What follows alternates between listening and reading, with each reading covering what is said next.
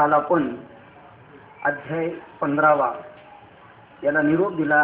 जाता जाता ज्ञानेश्वर महाराजांच्या दृष्टिकोनातून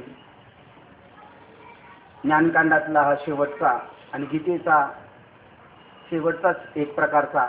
त्याच्यानंतर जे पुढचे 2 अध्याय आहेत 16 आणि 17, तर ज्यांचे केटे लागलेले आहेत, जे सुटले नाही, केटी लागली त्यांचे काय विषय राहिलेले आहेत, काय कमी होतं, ब्रह्मप्राप्ती का नाही झाली आपल्याला, 16व्या अध्यायापर्यंत 15व्या अध्यायापर्यंत जीवाला ज्ञान होईल. मुढा अतिमूर्ख त्या दगडा, तरी नाही झालं तर समजायचं आपण दगडापेक्षा सुद्धा बदतर अवस्था आहे. दगडाला सुद्धा कळण म्हणेल ना, आपल्याला नाही मिळालं. मग त्यांनी सांगितलं, उदाहरण दिलं. धृतराष्ट्र जो एवढा जड डोक्याचा होता, एरवी गीता श्रवण अवसरी आवडू लागता अनाधिकारी, पण सेकी तोची उजरी पाटला भली. गीतेचा प्रसंग गीता सांगत असताना वाटलं हा अधिकारी नाहीये, अनाधिकारी आहे, याची योग्यता नाही ब्रह्मस्वरूप प्राप्त करायची. तरी सुद्धा शेवटी सांगतात ते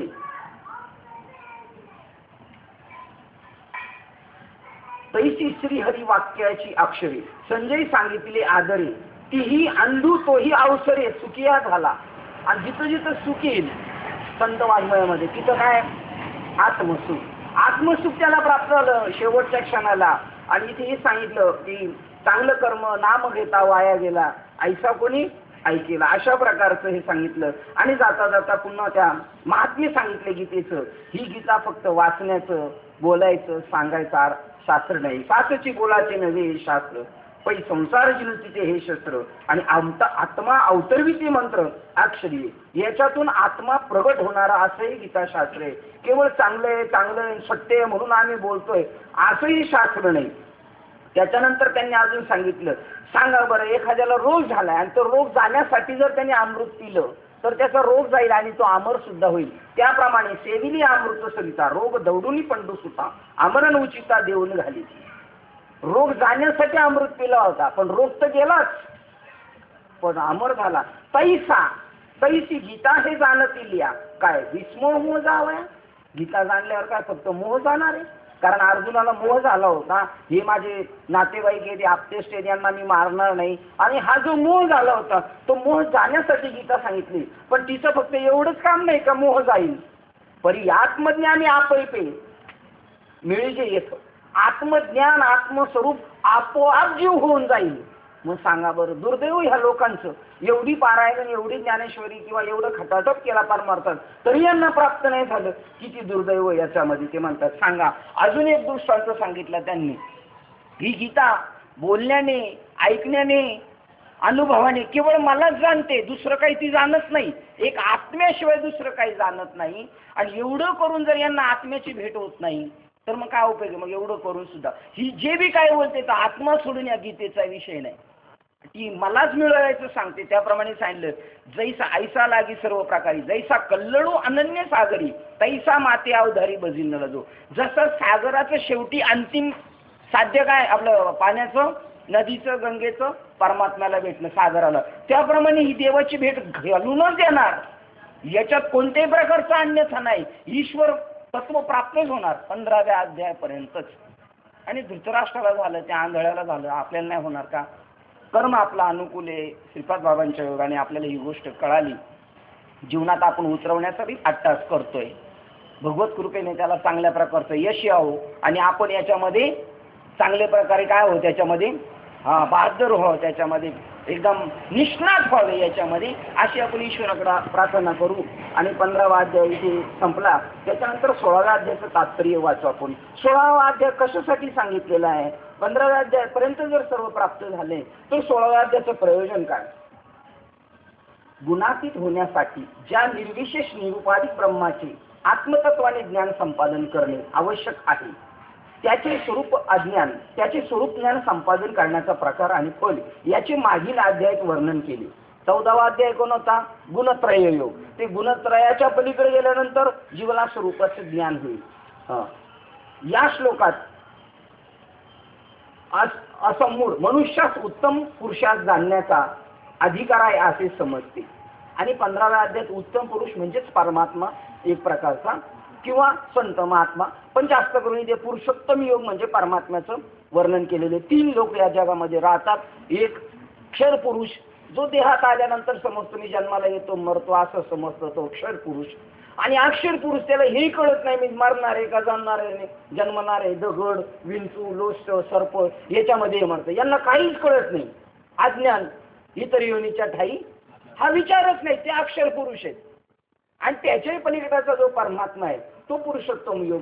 आणि याच्यामध्ये मनुष्यास उत्तम पुरुषात जाणण्याचा अधिकार आहे असे समजते. अर्थात त्या असमोहत्व सिद्धार्थ आसुरी संपत्ती त्यागपूर्वक दैव संपत्तीचे संपादन करणे जरुरीचे आहे. जर त्याला प्राप्त करायचं आहे आपल्याला, तर आपल्याकडं दैवी संपत्ती पाहिजे आणि आसुरी संपत्तीचा आपल्याकडून त्याग झाला पाहिजे. या दोन्ही संपत्ती घेऊन आपण आलेलोच आहोत. त्या दोन्ही संपत्तीचे स्वरूप सांगण्यासाठी, म्हणजे ब्रह्माऐक्य ज्ञान साक्षात्कारात्मक उपकारक संपत्ती कोणती व अपकारक संपत्ती कोणती हे सांगण्यासाठी हा 16वा अध्याय आहे. शिवाय वेदांत शास्त्र आणि वेदांत शास्त्राचे रहस्य प्रतिपादन, गीतेसारखे ग्रंथ श्रवण अध्ययन हे बंद करा. या वेदांत शास्त्र आणि वेदांत शास्त्राचे रहस्य प्रतिपादन गीतेसारखे ग्रंथ श्रवण अध्ययन केले तर संसार नित्यत्वपूर्ण ब्रह्म ऐक्य ज्ञान विषय परोक्ष ज्ञान सामान्य मनुष्याच्या बुद्धीसही होते.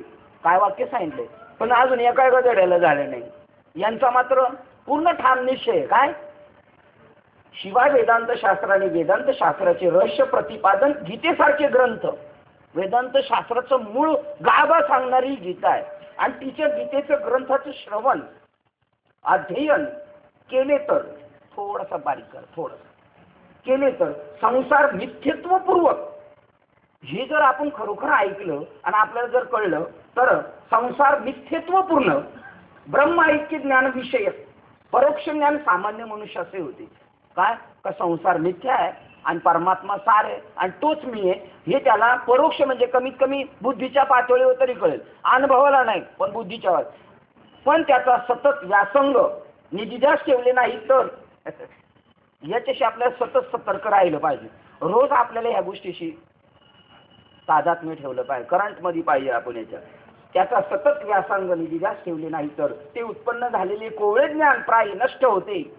झाली थोडी विरक्ती पण ते नष्ट होऊन जाईल जर त्याचं सातत्य ठेवलं नाही. आणि आम्ही वेदांत वाचला आहे, गीतेचे अध्ययन केले आहे, असलेच भ्रमिष्ठ लोक आहेत, त्याचा पुंज सोडतो. मग आम्ही नाही गीता वाचली का, वाचली वाचून तर तू नाही वाचला का दड्याने लोकांना बी नेऊन डुबून टाकलं आणि नष्ट होत्याने. आम्ही वेदांत वाचला आहे, गीतेचे अध्ययन केले, त्याचवेळी मोठमोठ्या लोकांची व्याख्यानही ऐकली आहे, एवढा संस्कार शेवटी शिल्लक राहतो. आणि एवढेच लोक आहेत. आता एक माळकरी मला भेटला होता, खूप पाकडे बिकडे केलेले खूप, आणि मला भेटले होते आता थोड्या वेळात. म्हणलं बाबा तुम्ही कुठं असताय, म्हणले गावी नसतो, गावी असतोय. गावी पण नाही म्हणे मी, आता ते गावावरून येताना लक्ष्मीनगर नाही का तिकडं म्हणले पोरांनी खोली घेतली आणि 2 नातवाला घेऊन आले होते गार्डनमध्ये तिकडे खेळायला. म्हणले पोरांनी तिकडे एकाने 80 लाखाची खोली घेतली आणि इकडे बटवाडीत एकाने 50 लाखाची खोली घेतली. त्याने 80 लाखाची घेतली, यांनी 50 लाखाची घेतली. बरं मला सांगितलं ठीक आहे, पण यादवला काय कळणार आहे, यादवला. आणि मग त्यांची नातू म्हणायला लागली आणि याचा बड्डे आहे म्हणून मी आलो, नाही तर मी तिकडंच असतो. तर नातू म्हणतोय, नातू कितवीला माहिती आहे का, मला वाटतं पहिल्या मोठ्या शिशूमध्ये असतो. बाबा हे काही तुम्ही सगळ्यांना सांगत बसता काय. मी म्हणलं बाबा बाळा तू पप्पाला जाऊन सांग, बाबा आपले सगळ्यांना सांगत बसले. तरी बाबा ऐकली. परत बाबा म्हणले अमुक ठिकाणी एवढी जमीन निघतील, तिथे सीताफळं लावलेली, तिथे चिकूच्या बागा लावलेल्या, लय चांगले लय चांगले, हे लय चांगले. अरे हेच पाप आहे, पूर्वजन्मी पाप केले ते बहु विस्तारले. पोरांनी गळ्यात माळ घातली, पोरं चांगली भजन करतात, कीर्तन प्रवचन वारी चुकवत नाही, हे लय चांगलं झालं, ते सगळं वाईट झालेलं आहे. हे मृत्यूला किती उफराटाने आहे. म्हणजे आयुष्यभर ज्याने परमार्थ केला त्याला सुद्धा चांगलं काय कळालं नाही. पांडुरंग हरी वासुदेव, पांडुरंग हरी वासुदेव. बाद झालं थांबलं का नाही, त्याला भजन म्हणावं लागतंय. पांडुरंग हरी वासुदेव हरी बसलं ते जागेवर.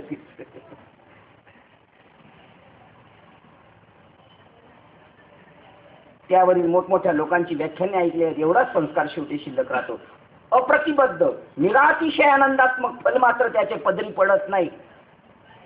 अप्रतिबद्ध कोणत्याही गोष्टीचा प्रतिबंध नाही येणार. ते आत्मसुख आपल्या सुखाचा झरा आहे, कोठार आहे, सर्व सुखाचे आगर हृदयात आहे, ते निष्प्रतिबंध सुख प्राप्त होईल, निरातिशय आनंदात्मक, त्याची उपमाच करता येणार, किती भेटलं सांगता नाही यायचं, ते फल मात्र त्याच्या पदरात पडत नाही.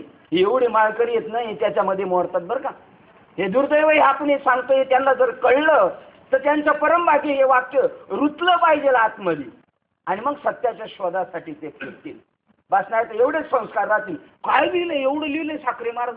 तुम्हाला सांगतो, ज्ञानेश्वरीतील सोमयोग पुस्तक आहे साखरे महाराजांचं, आळंदीमध्ये प्रसिद्ध, 125 रुपयाचं. मी जेवढी पुस्तकांची नावं सांगतो तेवढी फक्त ऐकायची, डोक्यात ठेवायची, पुस्तक घ्यायचं नाही. घेतलं तर आपल्याला सगळं कळलं ना, मग आपल्याला कळालं, मग लक्षात ठेवा. त्याच्यामध्ये त्यांनी सरळ लिहून टाकलं, ह्या ज्ञानाची एकाला खबर नाही म्हणले.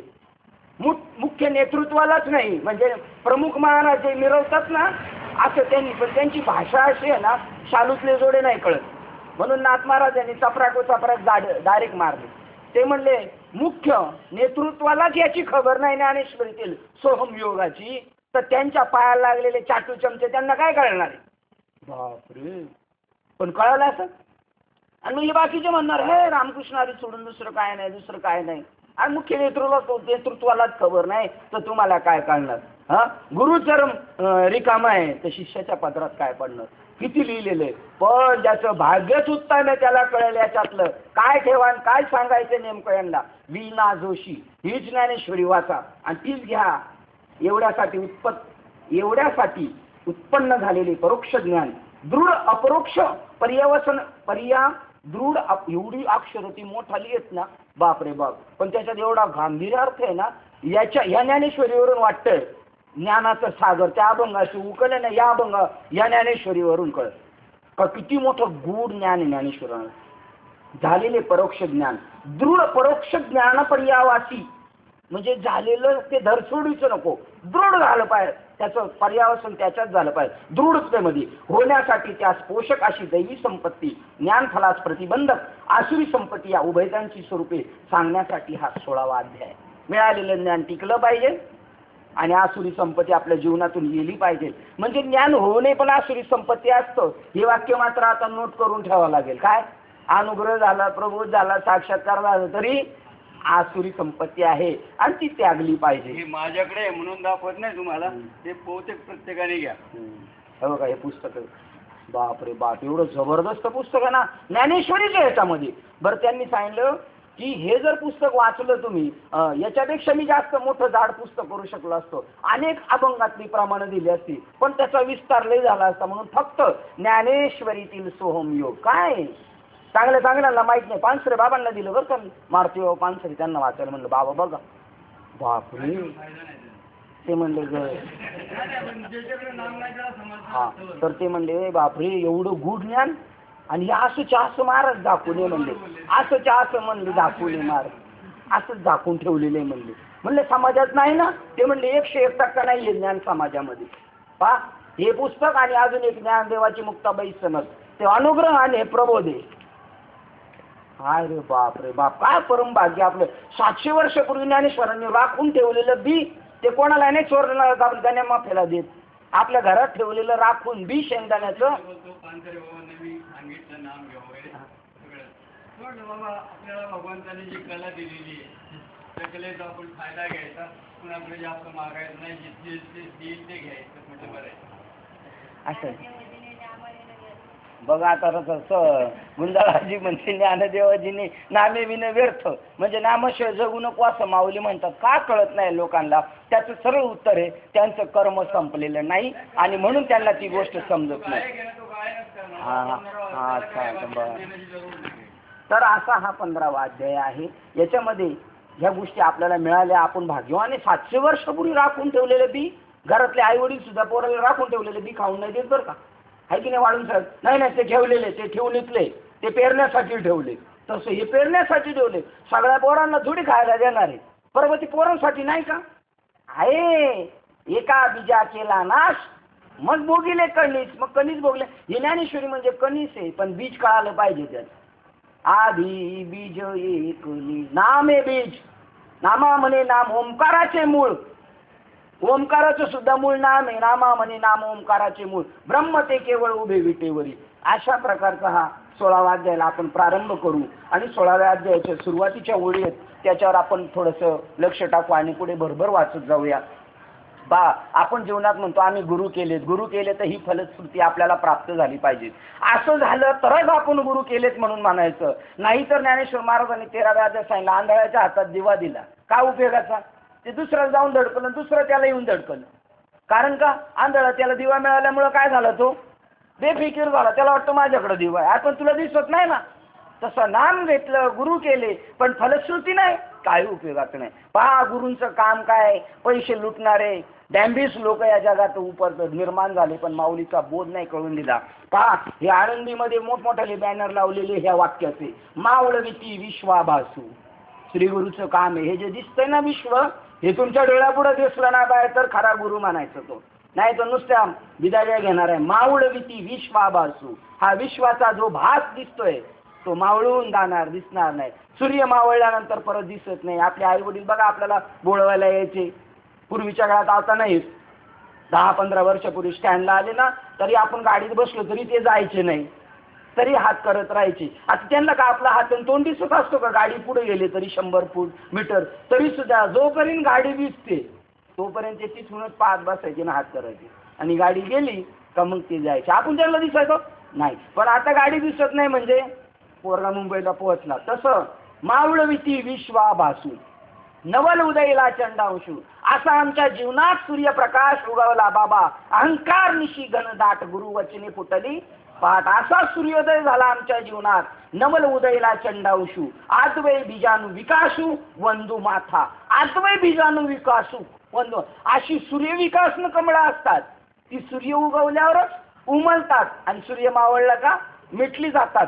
तसं आद्वय बीजन विकासू, आद्वय तत्वाचं कमळ विकास झालं. माझे गुरु माझ्या जीवनात प्रगट झाले. जसा सूर्य उगवल्यानंतर हे फुल उमलतं, तसं अद्वैत तत्वज्ञान माझ्या जीवनात ओपन झालं ते सूर्य उगवल्यानंतर. म्हणून मी त्यांना वंदन करतो. नुसतं मला वाचायला गायला शिकवलं म्हणून मी नाही करत त्याला वंदन. माऊली म्हणतात माझ्या जीवनात अद्वैत तत्वज्ञान एक चैतन्यच मला दिसतं. बाकीचं जे जगत दिसत होते कुणीकडे गेलं काय माहिती, कुणीकडे गेलं, होतं का नव्हतं याचा तपास नाही. अदृश्यतेचे झाले काही, दृश्य जे होते पा. जो अविद्या रात्री रुसूने गिळी, अज्ञानाला गिळून टाकतो. अज्ञानामुळे ज्ञान चांदण्या गिळी. कालच्या काद्यात सांगितलं अज्ञान तर गिळलं पाहिजे माणसाने, पण अजून ज्ञान सुद्धा गिळलं पाहिजे, नाही तर ज्ञानाने कर्मठ होतो, ब्रह्मराक्षस होतो, लोकांना छळतो. त्याच्यामुळे ज्ञानी झाल्यानंतर त्याच्यासाठी नॉर्मल व्हायचं. भगवान कृष्ण नॉर्मल बघा किती, गावातल्या मित्रमंडळींना ओळखतं नाही ना आल्या हा देव आहे म्हणून, आई वडिलांनी ओळखलं नाही हा देव आहे म्हणून, ब्रह्मदेवानी नाही ओळखलं देव आहे, इंद्रदेवानी नाही ओळखलं, कारण अलौकिक न व्हावे जगाप्रती. हा त्यांनी कळूनच नाही दिलं. असं नॉर्मल असतं साधूचं राहणं, मार्गाधारे वर्तावे, विश्व मोहरे लावावी, पण अलौकिक न व्हावे जगाप्रती. एक लौकिकात असतात फोटो लावून, ते लौकिकात, आणि एक म्हणतो नाही नाही मी फक्त धोत्रच फेटा म्हणून बांधतो, मळलेलीच कपडे घालतो. मला गावाला एक माणसं म्हणली अहो नवी दिली तरी हे घरी जाऊन ठेवून येते आणि परत जुनी घेऊन येते. महाराज आहे प्रसिद्ध. म्हणजे ते लौकिक दाखवतात. आम्ही तसे नाही, आम्ही वेगळे, असं सुद्धा दाखवायचं नाही. जनसामान्यांप्रमाणे राहायचं. मी एक विशेष कोण आहे असं सुद्धा नाही दाखवायचं.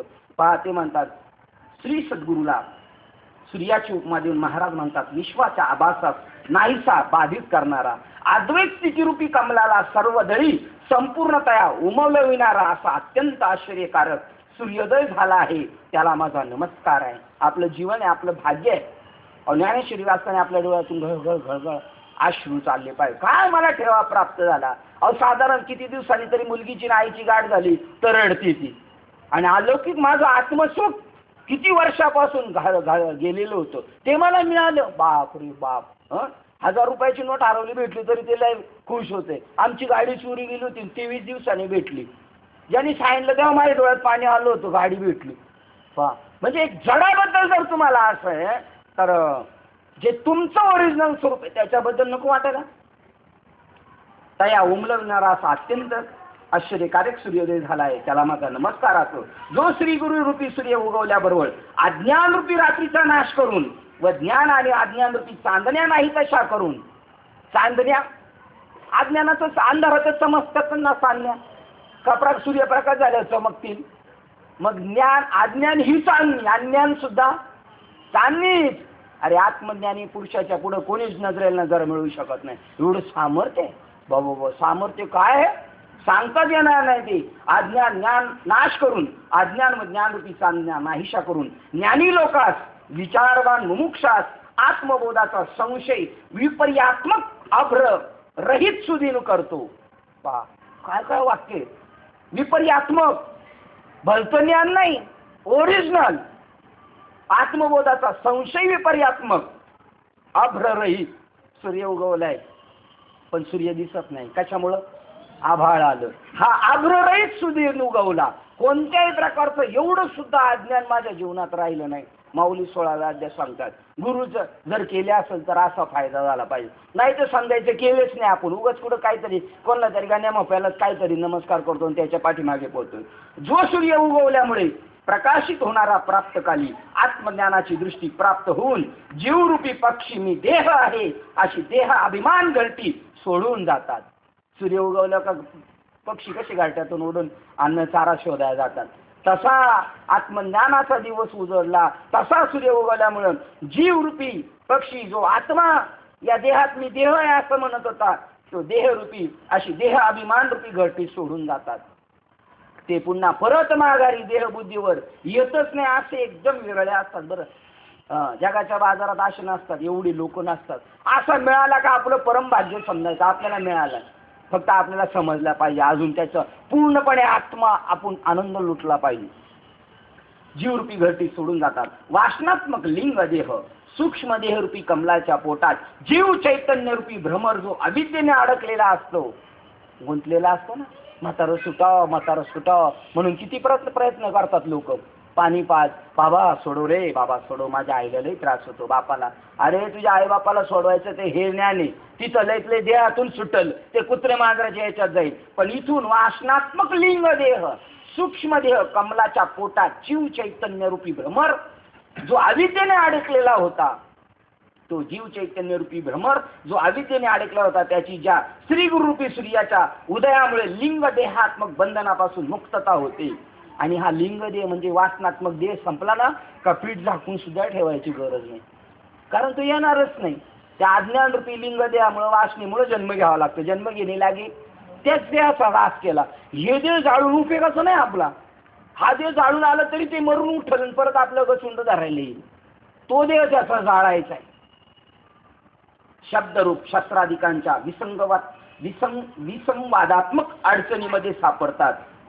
अज्ञानरूपी सायंकाळ झाल्यामुळे ज्या बुद्धी आणि बोध हेत कोणी चक्रवाक पक्षी त्या पक्षाच्या जोड्यांची फाटाफूट होऊन ती उभयत जीवेश्वर भेदरूपी नदीच्या दोन्ही काठावर एकमेकाच्या भेटी करता वियोगाने दुःखाने ओरडत असतात. चक्रवाक पक्षाचं सांगतात ना, दाखवतात जोडपं. ते दोघ जण वियोग झाला त्यांचा, नवरा बायकोची ताटातूट झाल्यावर ते जसे एकमेकाला भेटण्यासाठी तरफडतात, तसे हे बोध आणि बुद्धी तरफडते. बोध पुरुष आहे आणि बुद्धी स्त्री आहे, आणि तो नर आणि ही मादी, हे दोघांना शोधतात. पण हे कोणत्या अरण्यात सापडलेले आहेत? आजची परिस्थिती आहे. श्रवण करणाऱ्या, कीर्तनाला ऐकायला येणाऱ्या लोकांची, भागवत ऐकायला येणारे, रामायण ऐकायला येणाऱ्या लोकांची ती परिस्थिती आहे. पहा काय शब्द रूप शास्त्राधिकांच्या विसंवादात्मक अडचणीमध्ये हा बाबा म्हणतो ते खरं का तो बाबा म्हणतो ते खरं, ते म्हणतात ते खरं, गुडनाम खरं का रामकृष्ण हरी बरोबर, हे खरं का ते खरं, असं विसंवादात्मक शास्त्राच्या अडचणीत लोक सापडलेले. तुकाराम महाराजांच्या गाथ्यांनी सुटायपेक्षा गुंतले जास्त लोक.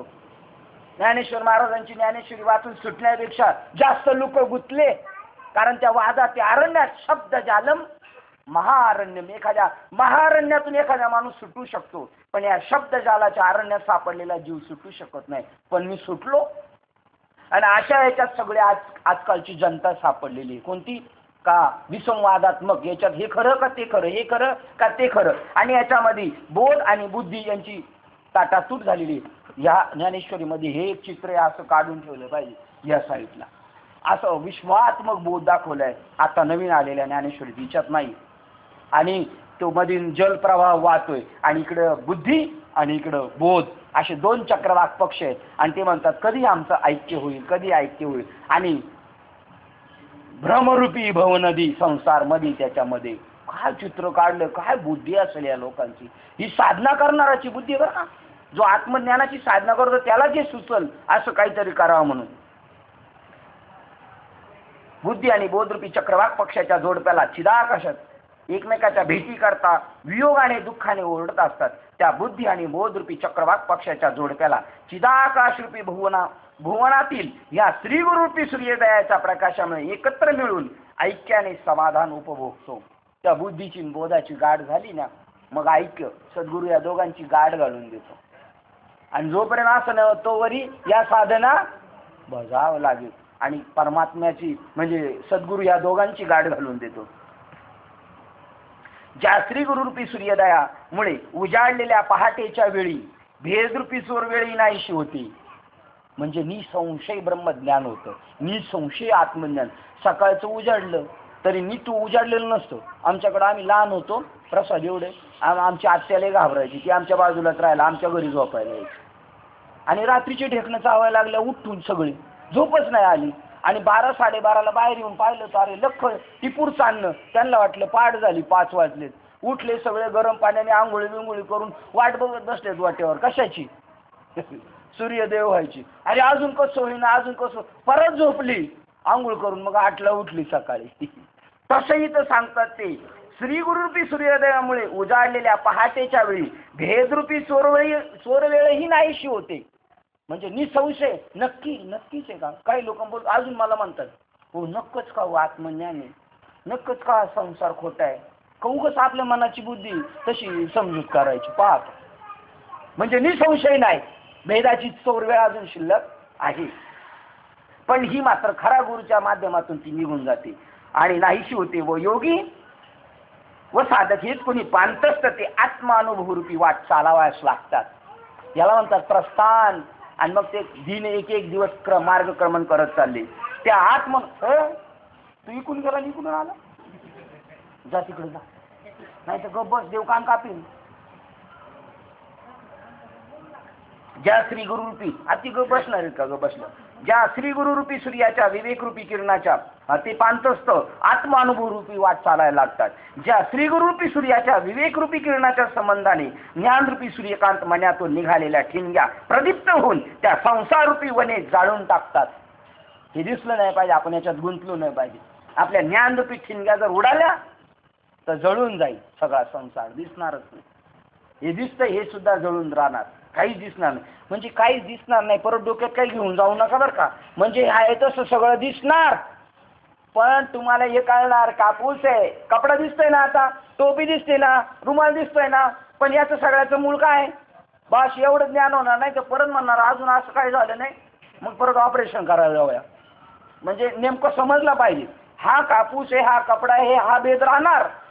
हा रुमाल आहे, हा शर्ट आहे, ही टोपी, हा भेद राहणार. पण याचं मूळ काय आहे? तसं या जगाचं मूळ काय आहे?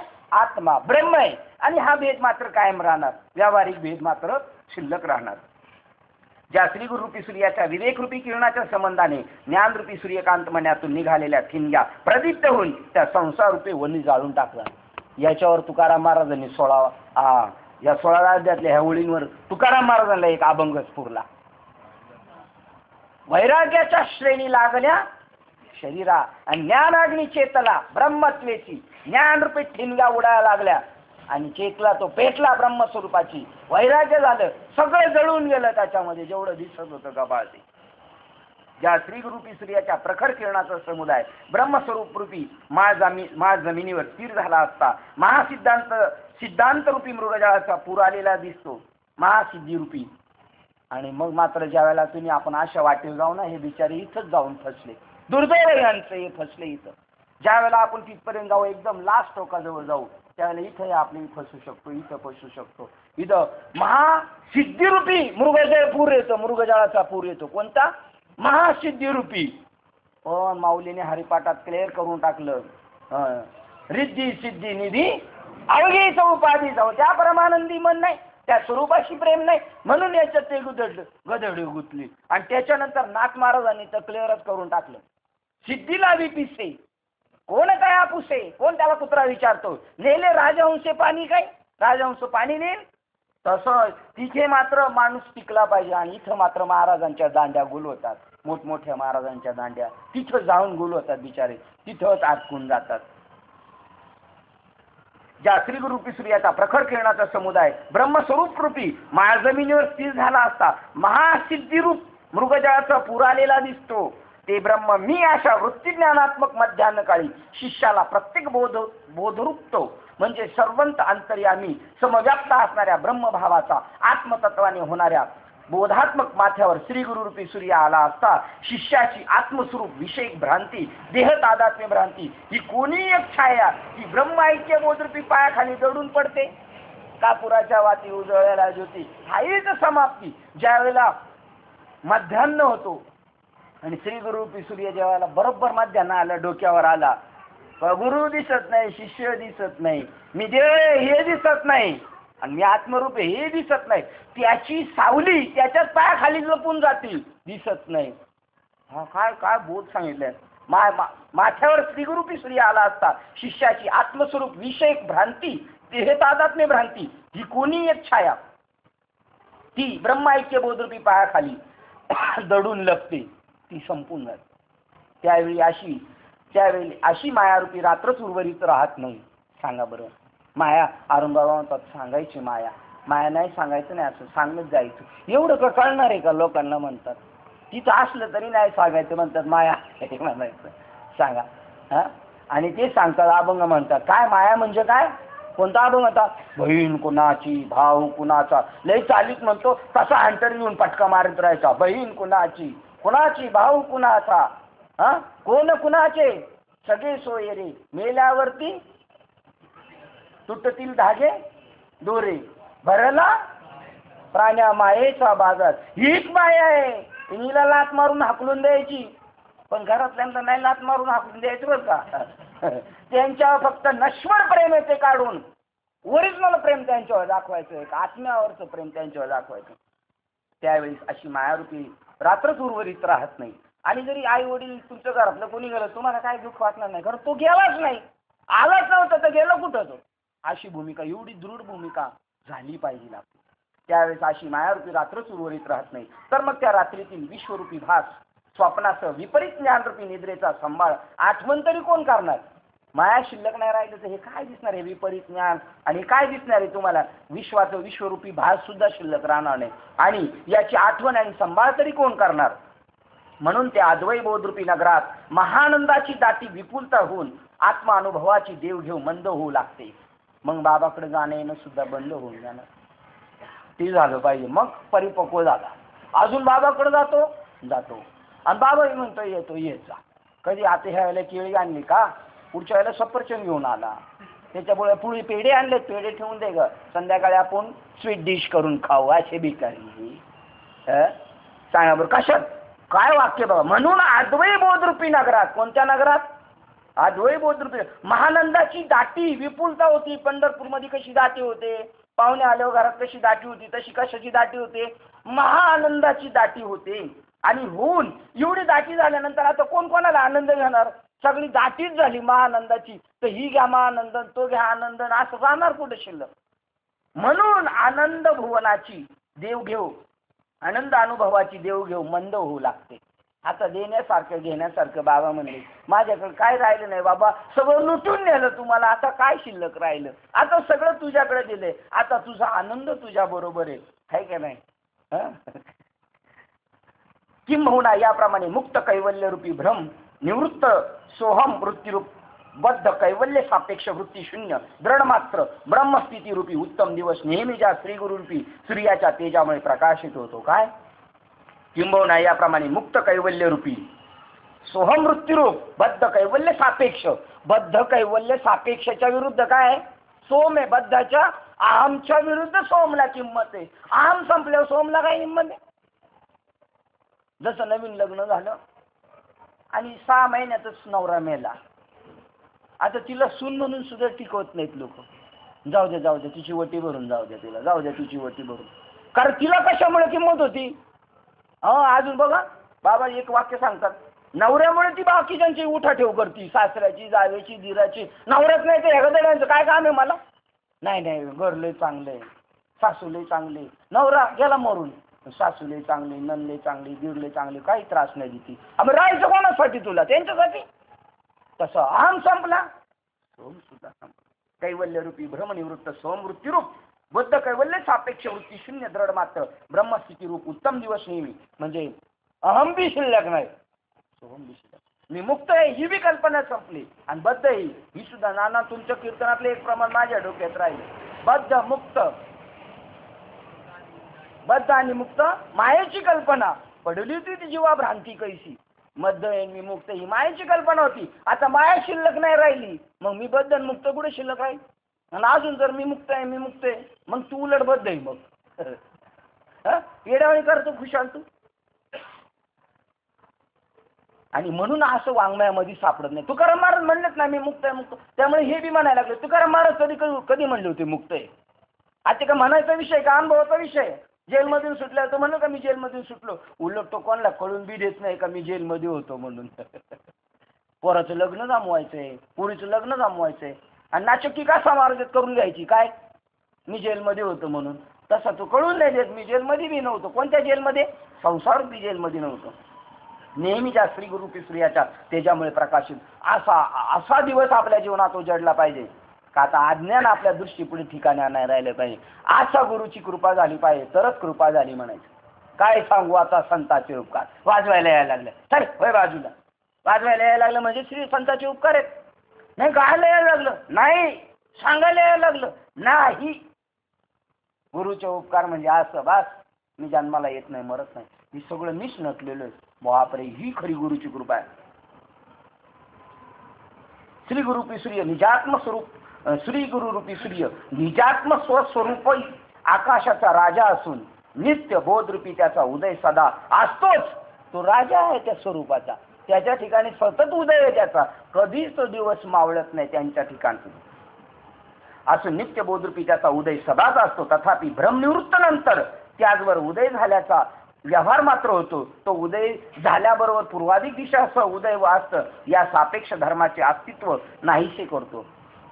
त्यांना साक्षात्कार झाला म्हणून असं वाटतं ते म्हणतात व्यवहारात. भ्रमनिवृत्तीनंतर त्याचवर उदय झाल्याचा व्यवहार मात्र होतो. तो उदय झाल्याबरोबर पूर्वाधिक दिशासह उदय असतं तसा नाही होतो. एकदा उदय झाला, आजचा सूर्य उगवला म्हणजे संध्याकाळी मावळणार, तसा दिवस यांच्याकडे उगवलेला मावळत नाही. त्याच्या पण इकडेच एकदा उगवला का तो दिवस मावळतच नाही. न दिसणे अबोध अज्ञान, दिसण्यास ज्ञानासकट नाहीसे करून शेवटी सर्वत्र आत्मज्ञानाचा उजेड करतो. व या दोहींनी अज्ञान तत्सापेक्ष त्रिपुटी रूप ज्ञान, त्रिपुटी रूप ज्ञानाने झाकलेले ते भरीव ज्ञान घन स्वरूप प्रमाण प्रमेय भावरिक स्वयंप्रकाश असून स्वरूप सर्वत्र प्रगट करतो. फार काय सांगावे. अज्ञान त्याच्या सापेक्ष आपल्याला दिलेलं काय ज्ञान, आपल्याला जे ज्ञान दिले ते कसलं दिलंय? अज्ञानाच्या सापेक्ष अज्ञान घालवण्याचं ज्ञान दिलंय. आता अज्ञान गेलं आणि ते अज्ञान घालवणारं ज्ञान गेलं, त्याच्या पुढची जी भरीव ज्ञान आहे त्या स्वरूपाचा तो मालक होतो. स्वयंप्रकाश स्वरूप सर्वत्र प्रगट करतो. फार काय सांगावे. या श्री गुरुरूपी सूर्याच्या उदयाचा प्रकार भौतिक सूर्यापेक्षा विलक्षण आहे. कारण तो तरी उगवतो मावळतो, उगवतो मावळतो, तसं नाही. जो श्री गुरुरूपी सूर्य रात्र व तत्सापेक्ष दिवस याच्या पलीकडील म्हणजे ज्ञान अज्ञानातीत केवळ चित स्वरूप आहे. या दिवस रात्र अंधार उजेड ज्ञान अज्ञान याच्या पलीकडचा तो दिवस उजाडतो. व जो प्रकाश्य दृश्य पदार्थ विना केवळ प्रकाशमय आहे. प्रकाश्य याने त्याला प्रकाशित केलं. हे दृश्य आणि हा प्रकाशमय अशा प्रकाशाचा सुकाळ आहे. याच्या पलीकडचा आहे तो केवळ प्रकाश, तिथं सुकाळ आहे. या त्रिपुटीचा वेगळा आहे तो. त्यांना सांग तो ज्ञानरूपी सूर्य सर्व प्रमाणात अविषय असणारा. तो कशाने विषय होणार नाही. असा तसा तसा अशा सारखा दाखवण्यासारखा विषय नाही. कोणी कोणत्या साधनाने पाहावा ओळखावा असे चैतन्यरूपी सूर्य, असे चैतन्यरूपी सूर्य जे श्री निवृत्ती महाराज. कटकर काकाचा फोन आला, काका गेले तिकडं. असंच होतं, कट करायचं वाजून राहणार, ते वाजत राहणार सारखं. असंच होतं. आपल्याला जेव्हा देव आठवण करतो त्याला आपण गेलेलो असतो कुठं तरी. असे चैतन्यरूपी सूर्य जे निवृत्ती महाराज, त्यांना माझा नमस्कार असो. कसे आहेत आमचे चैतन्य महाराज? निवृत्ती रूप येते.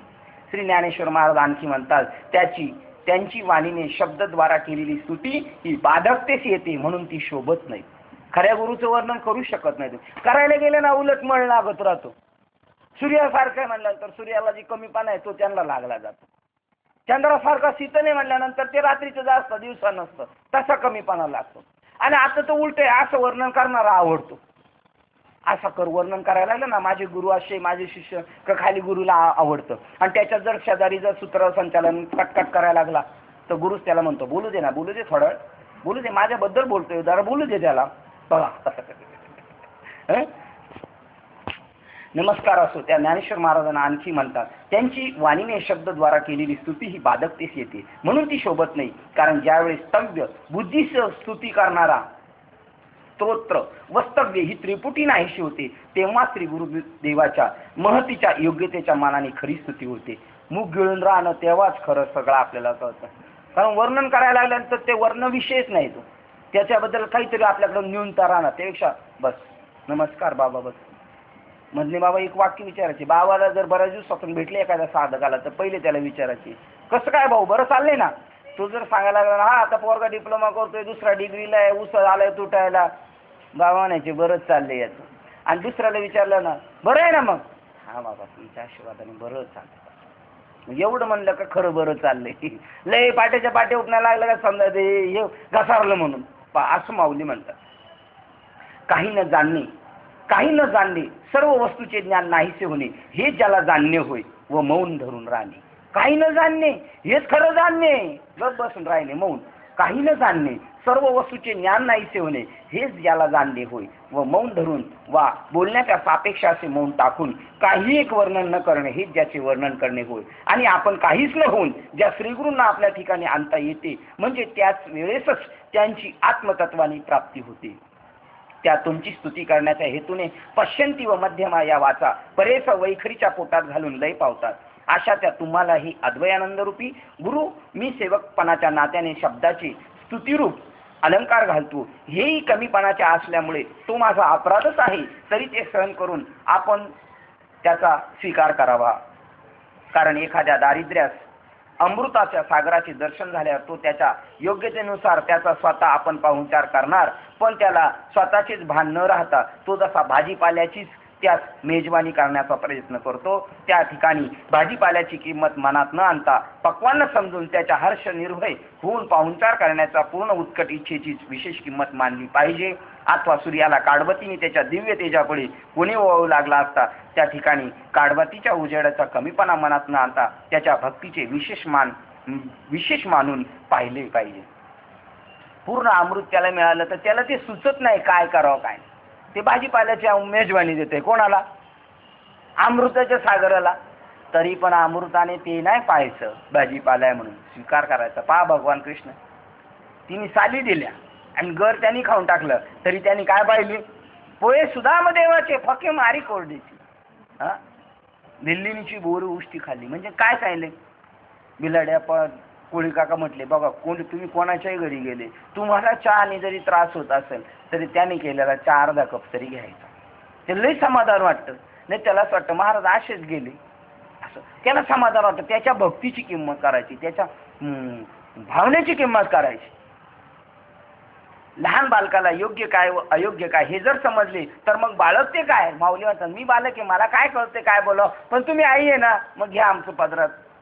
पण त्याच्या कृत्याचेच त्याची मातोश्री कौतुक मानून खरोखर संतोष पावते. असे पायाने तुडवलेल्या गावातील नाल्याच्या पाण्याची लोट गंगेच्या पाण्यावर पाय देऊन आत घुसले तर ती त्याला, तू घाण पाणी आहेस, बाजूला हो, परत जा, असे का म्हणते? काय बाबा, माऊलींनी कोणती स्वतःची भूमिका घेतलेली आणि आपली कोणती भूमिका? पाण्याच्या अख्ख्या गावाचे घाण पाणी गावाने तुडवीत घाण करून तिकडे पाठवलं आणि ते समुद्राला तुडवतंय आणि त्याच्यावरून जातंय, तरी समुद्र म्हणत नाही. हेच नाथबाबाचं उदाहरण आहे. येऊन अंगावरही थुकला, प्रसाद देऊन सुखी केला. एवढं घाण कृत्य केलेलं गाणी. एकाने पत्नीची शेड काढली, एक चपला घालून डायरेक्ट नाथ महाराजांच्या दरबारात गेला देवपूजेच्या घरामध्ये. तरी नाथबाबा म्हणतात, देवा काय रे देवा, तुला मला माझ्या भेटीची एवढी उत्कंठा का चप्पल काढायचं सुद्धा तू विसरला? बाबर टाळी दिली नाथबाबांनी बघा लगेच. काय महाराज भृगु ऋषींनी कृष्णाच्या हृदयावर लाथ मारली. हा खरोखर पाहू गेले असा केवढा चीड आणण्यासारखा अन्याय त्यांनी केला, परंतु उलटा तोच प्रेमाने दिलेला उपचार अलंकार समजून श्रीकृष्णाने आपल्या हृदयावर श्रीगुरु प्रसाद म्हणून श्रीवत्सलांचन चिन्ह बाळगल्यामुळे संतोष पावले नाहीत का?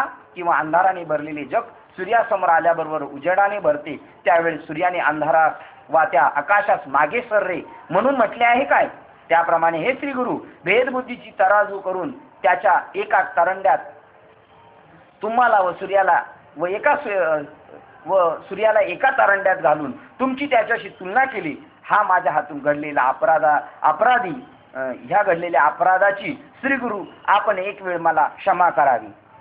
आता हे माऊलींना तसे वर्णन नव्हतं करायचं, पण तुमच्या आमच्या सारख्या माणसाला रूपक करूनच सांगितलं तर कळल म्हणून त्या सूर्याचं उदाहरण दिलं का कसं लख प्रकाश होतो तसे गुरु असतात.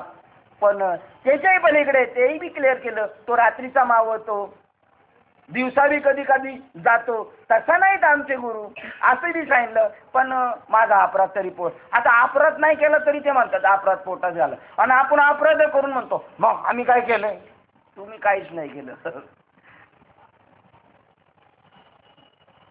अहो योग्यांनी ध्यानाच्या डोळ्याने तुला पाहिले, तुमची प्राप्ती करून घेतली व वेदाधिकांच्या वाचेकडून तू वर्णन केला गेला आहेस.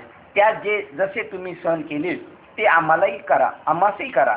मी जी तुमची तुलना केली त्याची मला क्षमा करा, परंतु तुमचे गुणानुवाद वर्णन करण्यास मी सकावलो आहे म्हणून स्तुती केल्या वाचून मला राहवत नाही. तर तो माझा अपराध न समजता त्याबद्दल आपण काय पाहिजे ते करा, परंतु मी अर्धपोटी उठणार नाही. तृप्ती होईपर्यंत आपली स्तुती केल्याशिवाय राहणार नाही. मी गीतारूप आपल्या प्रसाद अमृताचे आवडीने सेवन करावे म्हणून ते वर्णन करू लागलो. तो तुमच्या कृपेने मला दुप्पट बळ आले, यावरून मी मोठा भाग्यवानच झालो. प्रभो, माझ्या वाचेने अनंत कल्पपर्यंत परमात्म प्रतिपादनाची सत्य भाषणे तपे केलीत.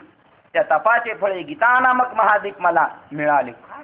एका जन्माचे नाही पुण्याई माऊलीची कल्प काळापर्यंत गीतेचं सत्यवादाचे तप केले, असत्य भाषण केले नाही, सत्याची काळ धरली. त्यामुळे मला गीतेसारख्या क्लिष्ट ग्रंथावर सुद्धा सहज निरूपण करता येईल आणि सामान्यातल्या सामान्याला कळल असं जे निर्माण करण्याचं होतं. माझं सुद्धा सत्यवादाचं तप होतं आणि तुमचा सुद्धा आशीर्वाद होता. हे दोन्ही गोष्टी घडून आल्या. मी आजपर्यंत जे लोकोत्तर बहुत पुण्याई केली तिने तुमचे गुणानुवाद वर्णन करणे हेच मला फळ देऊन ती माझी पुण्यकर्मी आज ऋणातून उतराई झाली. माऊली इथं म्हणतात मी उतराई झाली, आणि माझ्या अर्जुनाने सुद्धा सांगितलं मी काही चांगली कर्म केली होती तिने भगवंता तुझी भेट करून देऊन ती माझी पुण्य उतराई झाली. आता मला त्यांच्याकडून काही घ्यायचं नाही, केलेल्या पुण्यांकडून संबंध संपला, त्यांनी मला देव भेटला. ती पुण्यकर्मी आज ऋणातून उतराई झाली. मी देह संबंधामुळे जीवदशेच्या अरण्यातील जन्म मरण रूपी गावात सापडलो होतो. हा माऊली म्हणतो पा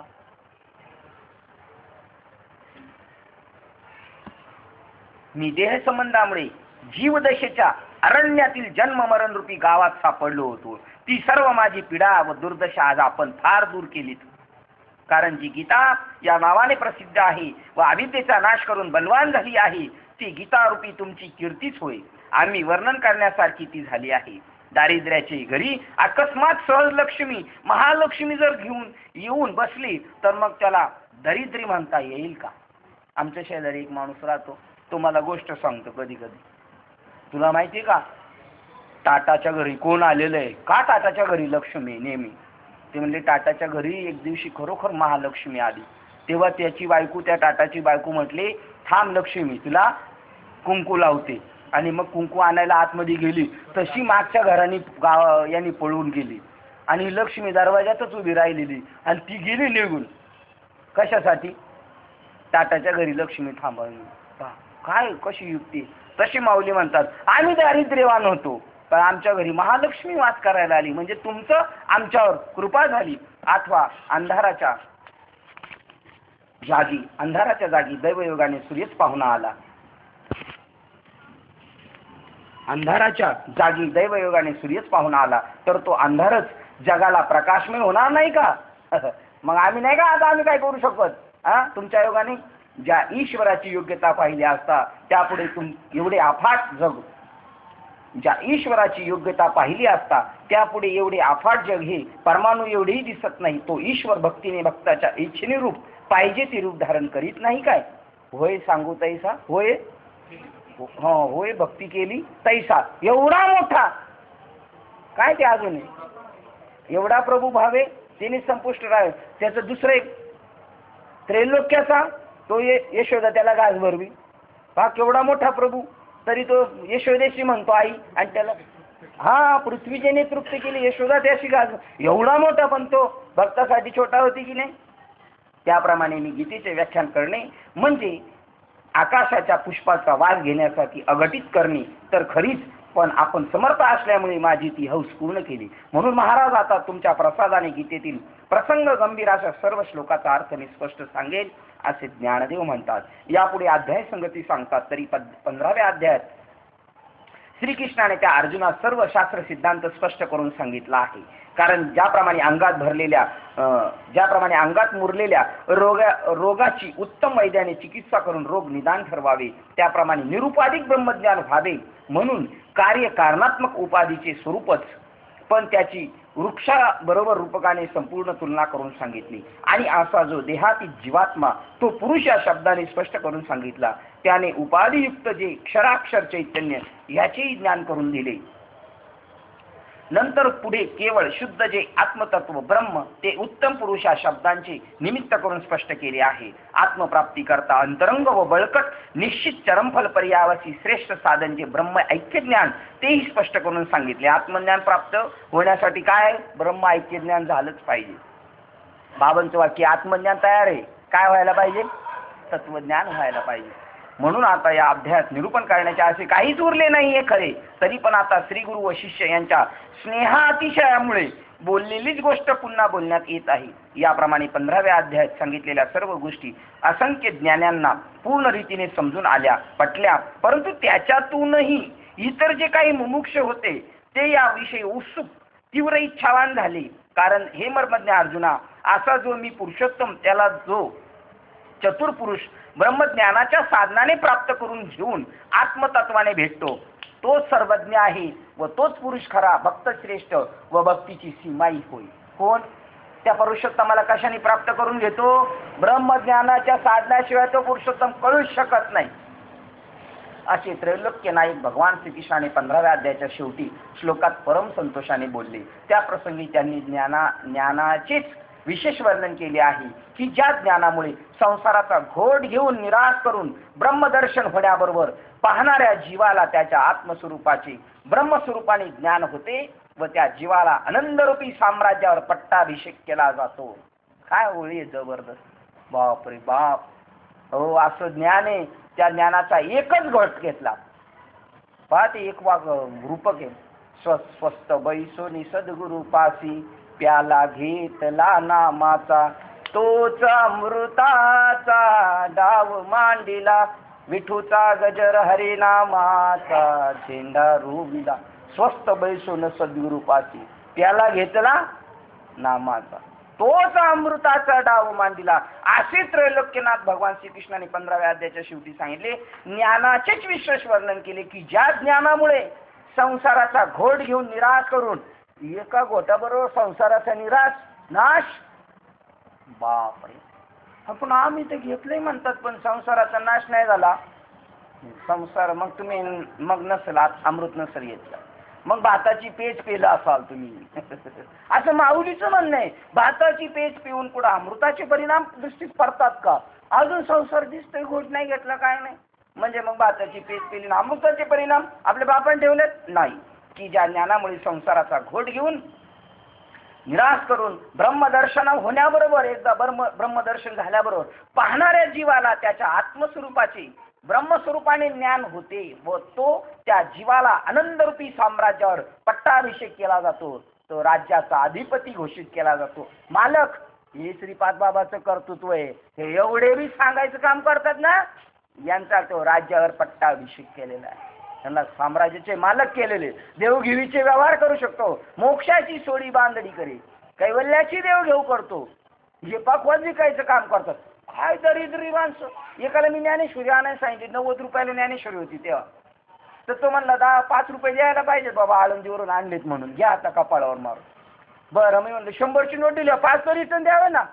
तो म्हणला जाऊ द्यायला 5 तर 10 घेऊन टाकतो. एकाला पकवाद आणायला सांगितला, तो म्हणला जाण्या येण्याचे 100 रुपये घ्यायला पाहिजे. खास गेलाय पंढरपूरला. काय कर्म दरिद्री माणसं, जिथं पुण्य करायचं ये तिथे सुद्धा यांना व्यापार. म्हणजे माहितच कपड्यामध्ये पैसे नाही खाणार का? हिथं टाळपाक वाजत पैसे खातात, हिथं दे सोडून. आता काही ठिकाणी कीर्तन केल्यानंतर रजिस्टर ठेवलेलं आहे. कीर्तनकार बाबाचं पाकिट दिलं का बाबाने लगेच पाकिट फोडायचं, 3,000 रुपये लगेच सही करायची, निघून जायची. कारण का 3,000 द्यायचेच नाही, हे 1,500 द्यायचे. 1,500 भरणारच मध्ये चापायचा. म्हणून आता डायरेक्ट मास्टरच ठेवलेले, ते रिव्हिन्यू स्टॅम्प असतो ना त्याच्यावर सही घेणार महाराजाची. 3,000 पोच झाली पा. हा त्याच्यात असा साक्षात बाबर किती मोठा गोळ आहे, बापरे बाबा. आणि हे राज्य आणि यांना जर ब्रह्मज्ञानाच्या राज्याश्वर यांचा पट्टाभिषेक झाला असता तर झालेल्यांची गती आहे, तुडून जातात महाराजांना, माणसाला तुडून. बाबा जर तिकडून हुंडावून आलं ना आंघोळीवरून, ती ही सगळी खाली पडत आहेत आणि त्याच्यावर बाबा चालत जाणार पायरी पायरी.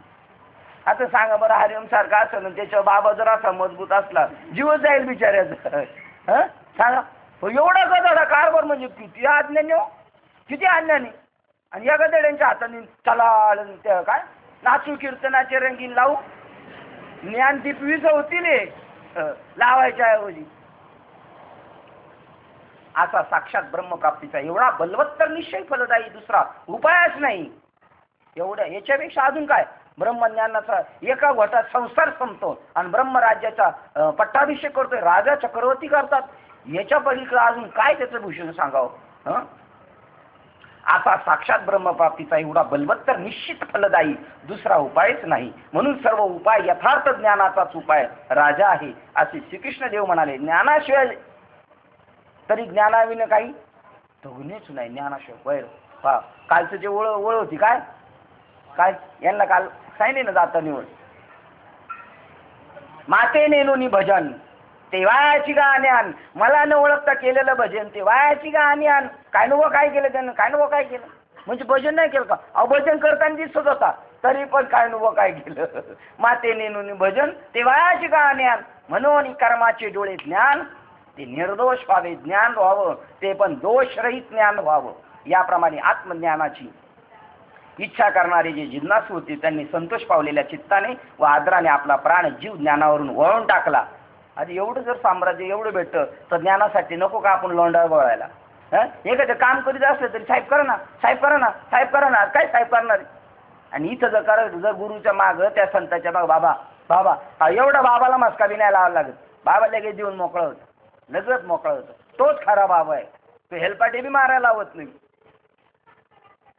आदराने आपला जीव प्राण ज्ञानावरून वळून टाकला पाहिजे. आता असे पहा की ज्या वस्तूबद्दल आवड उत्पन्न होते त्या वस्तूबद्दल इतर सामान्य इच्छेच्या विषय असणाऱ्या वस्तूंना मागे सारून अधिकाधिक विचार मनात पुन्हा पुन्हा घुसू लागतो. असे प्रेमाचे लक्षण आहे. आपल्याला जी गोष्ट आवडती ती नसेल ना, मार्केटमध्ये बाकीचं काही दिसू दे तर आपण तेच शोधत असतो. अहो आपण कधी कधी आळंदीला जातो, मेळाव्यात आपण पाहतो, आपल्याला जो महाराज शोधायचा ना त्यालाच आपण बघत असतो. बाकीचे सगळे आपल्याशी बघतात, हसतात आणि नंतर त्याची गरज पडते तेव्हा आपण त्याला बघतो, तर म्हणतो जय हरी मी तुम्हाला पाहिलं. मग अशी नाही का म्हणलं जय हरी केला आपण, मी त्याला शोधत होतो. तसं ज्ञानाचीच जर आवड असती तर बाकीचे सगळे विषय तुमच्या पुढे गवून राहणार, ते दिसले तरी तुम्हाला न दिसल्यासारखे होणार. आता असे पहा ज्या वस्तूबद्दल आवड उत्पन्न होते त्या वस्तूबद्दल इतर सामान्य इच्छेच्या विषय असणाऱ्या वस्तूंना मागे सारून अधिकाधिक विचार मनात पुन्हा पुन्हा घुसू लागतात. असे प्रेमाचे लक्षणच आहे. म्हणून एकंदर साक्षात जिज्ञासूपैकी ज्यांना केवळ शुद्ध संशय विपर्यरहित ज्ञानाचा अनुभव जोपर्यंत आला नाही तोपर्यंत त्यांना ज्ञान कसे प्राप्त करून घ्यावे व प्राप्तीनंतर त्याचे संरक्षण परिपालन कसे करावे अशा विषयी काळजी व विचार उत्पन्न होणे साहजिकच आहे. त्याच्यासाठी 16 वादे अजून प्राप्त नाही झालं पण पळतोय, मग अजून काय काय कमी आहे ते सांगणार आहे. बरं मिळालंय पण आता ते टिकवायचं कसं ती बी त्याला काळजी. सोने ते सुद्धा आता काळजी. त्या दिवशी त्या ताई सूर्यवंशींच्या ताई बस स्टॉपला एकटं उभ्या, अरुण बाबांनी पाहिलं, हो ताई खरं आहे का? नाही नाही खोटे काय काळजी करू नका, जावले तुम्ही. म्हणजे मिळालेली सुद्धा टिकवायची सुद्धा काळजी. तो हा 16 वाद्य. काय टिकवायचंय? सोनं नाही. सोनं टिकवायला मास्टर आहे आपण. हा, सोनं बाजरीत टाकतो आणि कपाट मोकळं, त्याला देतो चाव्या, खोल काय आहेच नाही. आणि सोनं कुठं? बाजरीच्या कणगीत टाकले. तिकडं कसं काय जाईल तू शोधायला? आता जाईल तिकडं.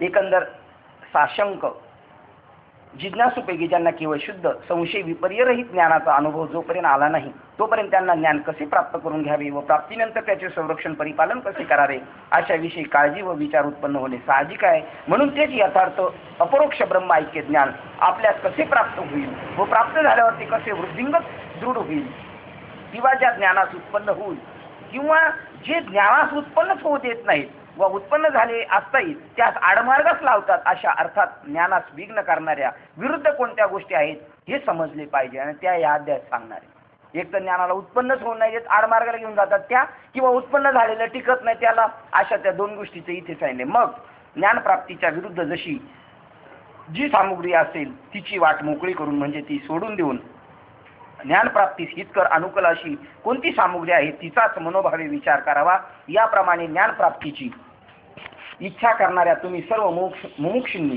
जी मनात इच्छा धरली आहे तीच पूर्ण करण्याकरता श्रीकृष्ण आता पुढे उपाय सांगतील. तो म्हणजे शुद्ध ज्ञानाची उत्तम वेळेवर उत्पत्ती होऊन ज्याचे योगाने आपल्या स्वरूप स्थितीची प्राप्ती होईपर्यंत ज्ञान वाढेल अशी जी दैवी संपत्ती तिचे देव वर्णन करतील.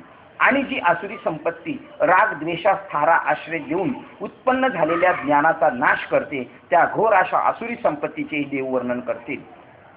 शिवाय दैवी व आसुरी संपत्ती की ज्याचे योगाने इष्ट व अनिष्ट कृत्य सहजच घडणे हे कौतुक होय, हे ते सांगण्याची 9व्या अध्यायात सुरुवात केली होती. त्यावेळेस सगळा खुलासेवार विचार प्रत्यक्ष करावायचा होता. तितक्यात दुसरा प्रसंग उद्भवल्यामुळे तो तसाच राहिला होता. म्हणून तो प्रसंग आता देव निरूपण करते. त्या ब्रह्मज्ञान निरूपणाच्या संबंधाने आतापर्यंत मागील क्रमाने सांख्यिक दृष्ट्या 15 अध्याय झाले. त्यांच्या पुढचा व हा 16वा अध्याय आहे होय असे जाणावे. परंतु आता हे असो, या दोन संपत्ती म्हणजे दैवी व आसुरी हितावह अशा ज्ञानाची प्राप्ती व हानी करून देण्याच्या बाबतीत समर्थ आहेत. जी दैव संपत्ती मुमुक्षाला मोक्ष मार्गाला सोबत करून इष्टस्थळी पोचविणारी पाठी राखी आहे व मोहरूपी रात्रीत वाट चालण्यास धर्मरूपी जणू तेवती मशालच होय, तिचे आधी वर्णन करतो ते ऐक. ज्या ठिकाणी एक दुसऱ्याला सहाय्य करणारे परस्पर पोषक असे पुष्कळ पदार्थ एके ठिकाणी मिळवले जातात त्याला लोकात संपत्ती असे म्हणतात. अशी जी दैवयोगाने एके ठिकाणी जमलेली दैवी गुण समुदाय रूपी संपत्ती व सर्वात सुख लाभ करून देणारी तिला दैवी संपत्ती असे म्हणतात. आता दैवी संपत्ती सांगणारे की जी परमार्थ वाटचाल करताना आपल्याकडे जर असली तर आपल्याला सहज मोक्षाच्या दिशेने वाटचाल करता येते. आणि एक आसुरी आहे पण ती नंतर सांगतो म्हणे. आता दैवी संपत्ती सांगतो. तर पहिली त्याच्यातल्या विषय चालू झाला अभयम. आता याच दैवी गुणामुळे ज्याला प्रभुत्व असल्यामुळे पहिले आसन प्राप्त होते त्या गुणाला अभय असे म्हणतात. ते ऐका. तर जो महापुरात उडी घालीतच नाही त्याला बुडण्याचे भय धरण्याचे कारण नसते, किंवा जो पथ्याने वागतो त्याला रोग उत्पन्न होण्याचे भय नसते. त्याप्रमाणे जो कोणत्याही कर्म अकर्माविषयी बऱ्या वाईट कर्माविषयी अहंकार उत्पन्न होऊ देत नाही त्याला संसाराचे भय कुठून असणार. अशा रीतीने संसाराचे भय टाकावे म्हणजे अभय. आपल्या हातून चांगलीच कर्म होतील असं काही सांगायचं नाही, वाईट कर्म बी होतील सभागती, पण त्या दोन्हींचं कर्तृत्व आपल्याकडे घ्यायचं नाही. मग तो अभय राहतो. कारण मी कर्माचं कर्तृत्व घेतलं नाही त्यामुळे मला काय भीती नाही, चांगलं होऊ नाही तर वाईट होऊ. अथवा अद्वैत भावाच्या विस्ताराने जो भिन्नत्वाने भासणारे सर्व जग तत्वतः आत्मस्वरूप आहे असे व्यापकानुभूतीने सांगतो त्यास भयाची गोष्ट ऐकूच येत नाही. दुसरा बी टॉपिक सांगितला. एक सांगितलं कर्माचं कर्तृत्व घेत नाही म्हटल्यानंतर शिक्षा बी नाही, पुण्य बी नाही, पाप बी नाही. आणि दुसरी गोष्ट सांगितली अद्वैत अनुभूती आल्यानंतर जग दिसतच नाही, सगळं आपणच आहे म्हणलं तर आता घालायचं कोणाला. सगळं जर परमात्मा आहे तर मीच जर नटलेलो आहे तर असे अभयास हद्दपार या व्यापक अनुभूती समजतो. त्यास भयाची गोष्ट ऐकू येत नाही. असे भयास हद्दपार करणे म्हणजे अभय. आपण अभय झालो पाहिजे. घाबरू नको, मी तुझ्या पाठीशी, असा दुसरा नाही पाहिजे आपल्याला सांगायला. आपणच म्हटलं पाहिजे आता काय घाबरायचे कारण आहे. तुका म्हणे काळ आता न करू शके बळ. आता कशाच घाबरायचं. पाणी मिठात बुडवण्यास येऊ लागले असतात. जसे ते मिठच पाणी होते त्याप्रमाणे आपण अद्वैत स्वरूप झालो असता भयाचा आपोआप नाश होतो. एक आपणच असल्यावर काय घाबरायचं. कोणाला घाबरायचं. कोण आहेच नाही दुसरं माझ्याशिवाय. एक जो बी आहे मीच एकटा आहे. अरे अभय या नावाने ज्याला उल्लेख केला जातो त्याची लक्षणे होत व हे अभय सम्यक ज्ञानाची इच्छा करणारे सर्वोत्तपरी पाठीराखी होय असे समजावे. जो आत्मज्ञानाची पाठराखण अपेक्षा करतो, इच्छा, त्याचंही पाठराखण करणारे अभय. अथवा दुसरा सत्वशुद्धी. आता सत्वशुद्धी म्हणून जिला म्हणतात ती अशा चिन्हाने ओळखावी ज्याप्रमाणे राखोडी जळतही नाही आणि विझतही नाही, किंवा शुक्ल प्रतिपदेच्या वाढत्या कलेस सुरुवात होण्याच्या पूर्वी व आमोशेच्या झालेल्या कलाचा रास मागे टाकल्यावर या दोन्हींच्या मधल्या वेळात चंद्र जसा अतिशय सूक्ष्म व आपल्या मूळ स्वरूपाने असतो, अर्थात वर्षा ऋतूतील पूर्व ओसरला आहे व ग्रीष्म ऋतूतील ओहोटीस प्रारंभ झाला नाही, त्याच्या मधल्या संधी काळात गंगेच्या पाण्याचे स्वाभाविक स्वरूप ज्याप्रमाणे निव्वळ स्पष्ट असते त्याप्रमाणे संकल्प आणि विकल्प या दोन्हींची ओढ ज्या ठिकाणी उरली नाही व रजोगुण व तमोगुण यांची कावडही ज्या ठिकाणी टाकली आहे म्हणजे ते नाहीसे झाले आहेत व ज्या बुद्धीस स्वरूपाचे ध्यान करण्याची आवड उत्पन्न झालेली आहे अशी ती राहते. बुद्धीला संकल्प नाही, विकल्प नाही, रजोगुण संपला, तमोगुण संपला आणि केवळ त्या बुद्धीला स्वरूपाच्या ध्यानात, काय वाक्य, त्या स्वरूपाच्या ध्यानात राहण्याची आवड उत्पन्न झालेली आहे. तुकोबरायचा अभंग.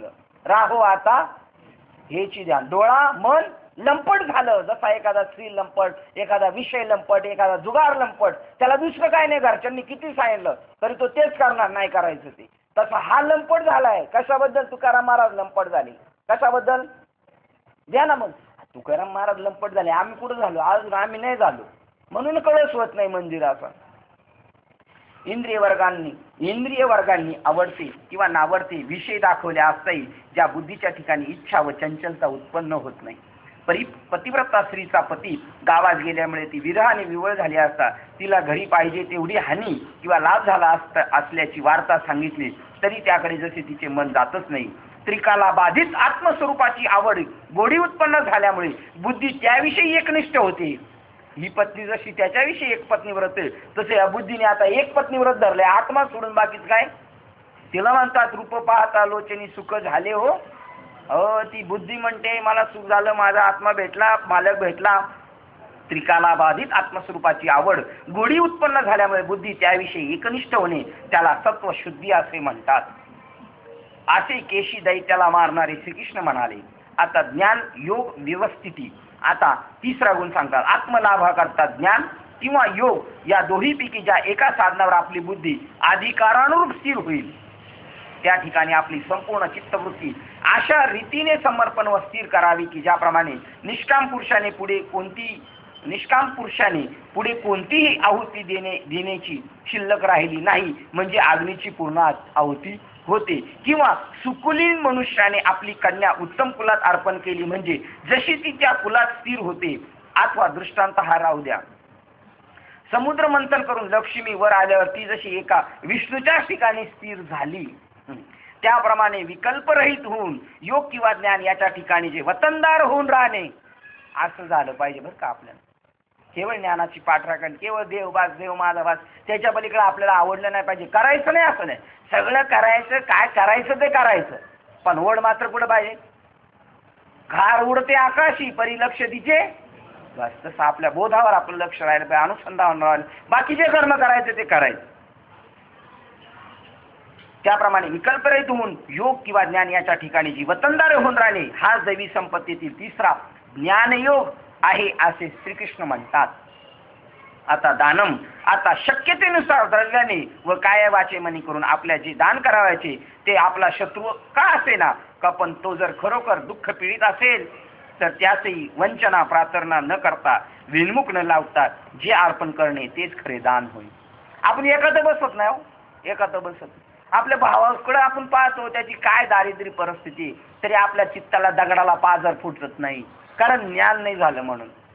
शत्रू जरी असला तो अडचणीत असं पाहिल्यानंतर त्याला त्या पाहिजे ती गोष्ट देऊन टाकायची, त्याची वंचना करायची नाही. मागच्या वेळेला नाटकं करत होता नाही रे, आता गरज पडली तेव्हा आला काय, हे सुद्धा आपण बोलायचो नाही, ग बसून त्याला द्यायचो. जो खरोखर दुःख पीडित असे त्यास वंचना प्रार्थना न करता विनमुख न लावता जे अर्पण करणे तेच खरे दान होय. धनंजय, वृक्ष ज्याप्रमाणे आपली फुले फळे छाया मुळ्या पाणी वगैरे यापैकी काही वाटेने जाणारापासून लपून ठेवीत नाही, पाहिजे त्यास देण्याचे चुकत नाही, म्हणजे आपल्या सर्वस्वाचा उपभोग घेण्यास मनाई करीत नाही.